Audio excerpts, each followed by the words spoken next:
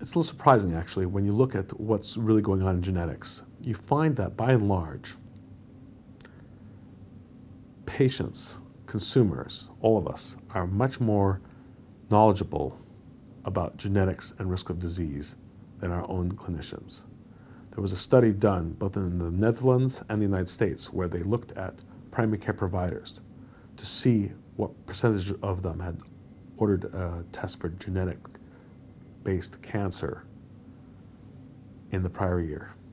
And of those primary care physicians, 30 to 40% had ordered the test.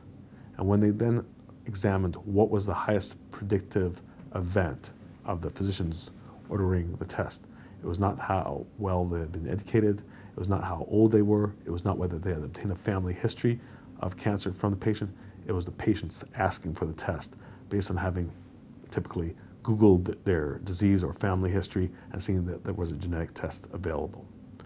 And so, in fact, patients want to get that information often.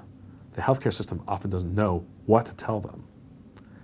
And so I think our bigger concern was not so much that the patients would be concerned, and they might be, and I think they have to go through a very detailed consent process because of this, but our bigger concern is, are we as a healthcare system equipped to actually respond to the patients when we have a finding to say, this is what you shall do. In fact, the most expensive part of the Gene Partnership Project will in fact be the genetic counselors. Because yes, we do anticipate there'll be a large number of questions. So yes, I do think there will be some patient concerns, but by and large, I think the concerns really are more on the side of the healthcare system than they are on the side of the patients. Patients often know when they want to have genetic tests.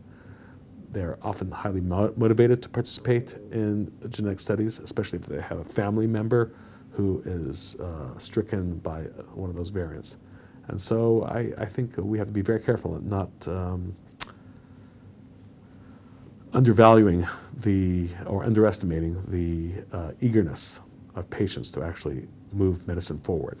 It's we as patients who want disease to be cured, and when it comes to us personally, I think we get much more determined to move things forward than a well-meaning administrator.